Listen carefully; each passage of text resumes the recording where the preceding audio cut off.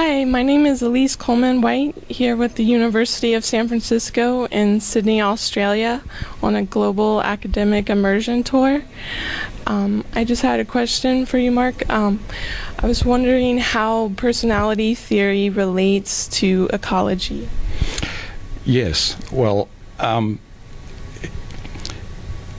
for a long time I resisted the idea that you could really draw an analogy between the ecological strategies of plant species and personalities. And the reason for that, you have to understand, I guess, is that ecology in many people's usage is almost more like a way of life or a philosophy than a research science, whereas to me, of course, it's a research science. If you go into most bookstores, you'll actually find that ecology is not positioned next door to biochemistry, but it's kind of next door to religion and mysticism. So, if you say you're an ecologist at parties or something, you're likely to find yourself kind of talking about crystals or auras or something like that. It's a problem.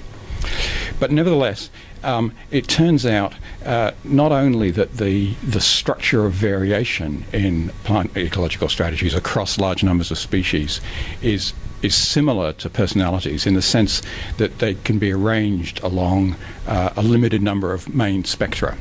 We're not quite sure how many yet, and this is a continuing argument in personality theory and psychology, but nevertheless you'll have heard of spectra like from openness to conservatism, extroversion to introversion, analytical to emotional, things like that. And the sorts of things you find in plant ecology as differences across species are somewhat analogous. You get species which build, for example, leaves that are built expensively and kept for a long time and have a conservative strategy. They do well in nutrient-limited situations. Versus species that build cheapjack leaves, kind of throw away, very rapid growth under favourable circumstances, but don't do very well in crowded, low nutrient situations.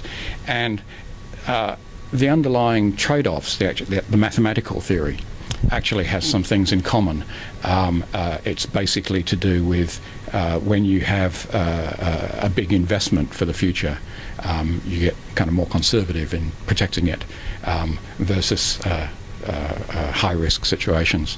So there are other analogies. I don't want to overstate them, but it's a way of explaining what's happening as we try to work out plant strategy theory. Okay, thank you.